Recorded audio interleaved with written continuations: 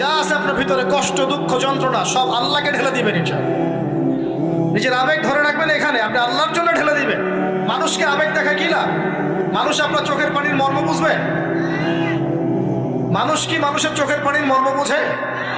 আপনার পিতা যদি মারা যায়, আমার কাছে এসে দোয়া চান, কান্নাকাটি করে, আমি দোয়া করতে পারবো, কিন্তু আমি কিন্তু আপনার ফিলিংসটা বুঝতে পারবো। আপনার অনুভূতি কে বুঝতে পারবেন? আল্লাহ পাক আপনার ঘাড়ের রগের চেয়েও কাছে আছে। সুবহান সুবহান, আল্লাহ পাক ঘাড়ের রগের চেয়ে কাছে আছে। গতকালকে বাংলাদেশের একজন বরেণ্য আলেমের সাথে একটা কনফারেন্সে ছিলাম। উনি বলছিলেন যে এক ব্যক্তি, এটা শোনেন, এক ব্যক্তি খুব তার শখ যে তিনি সাহাবীদের মতো নামাজ পড়া শিখবেন। কথা বুঝতে পারছেন? সাহাবীদের মতো নামাজ শিখবেন। তো একজন বরেণ্য আলেমের কাছে এসেছেন, এসে বলছেন যে আমাকে সাহাবীদের মতো নামাজ শিখিয়ে দেন। তখন সেই আলেম আরেকজন আলেমের সন্ধান দিয়েছেন, যা তুমি তার কাছে যাও, তিনি শেখাবেন।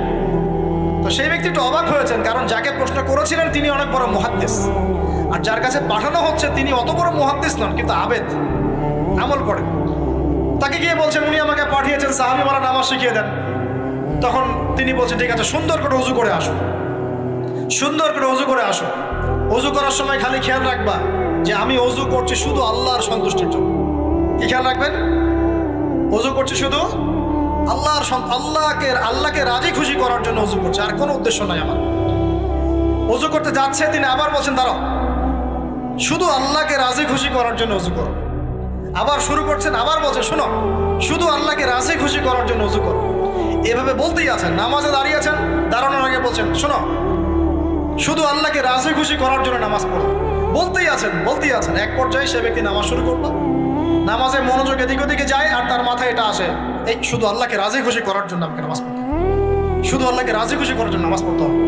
এই চিন্তা তার মনের মধ্যে ঘুরপাক খাচ্ছে।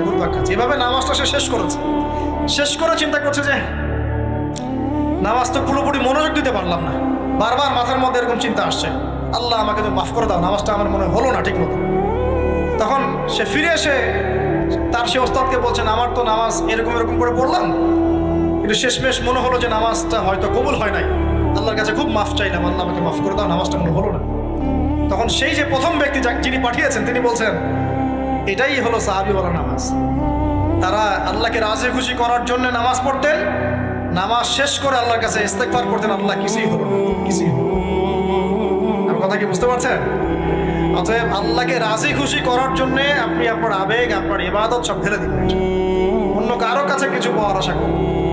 অতএব নামাজ আপনার মাদকের দিকে যাওয়া লাগবে না, নামাজই আপনার হতাশা দূর করে দেবে ইনশাআল্লাহ।